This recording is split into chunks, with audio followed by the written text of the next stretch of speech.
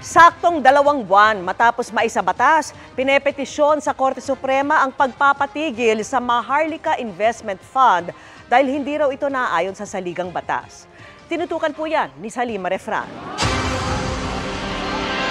Pinapahinto at pinapadeklarang unconstitutional ng grupong Bayan Muna at ni Senate Minority Leader Coco Pimentel ang Maharlika Investment Fund. Nagain sila ng petition for certiorari and prohibition na may hiling na TRO sa Korte Suprema.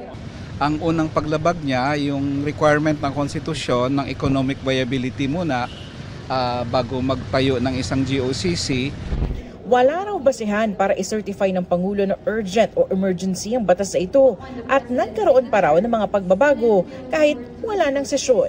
Nilalabag din daw nito ang independence ng Bangko Sentral ng Pilipinas. Ang Maharlika ay hindi independent sa Malacanang at maaring gamitin ang pondo nito sa korupsyon o cronyism na kung saan papaboran ang mga negosyante na kaibigan ng Malacanang.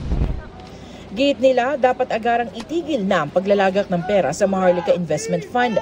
Nito lang isang linggo, nagpasok ang Land Bank ng 50 billion pesos, habang 25 billion pesos naman ang ipinasok ng Development Bank of the Philippines. A worldwide, in fact, recession, no? Yung ibang malalaking bansa nga ay ingat na ingat sila, no? Pero ito, ang Pilipinas, gumawa tayo ng ganitong pondo. Hindi sigurado natin ngayon sino pa papatakbo niyan.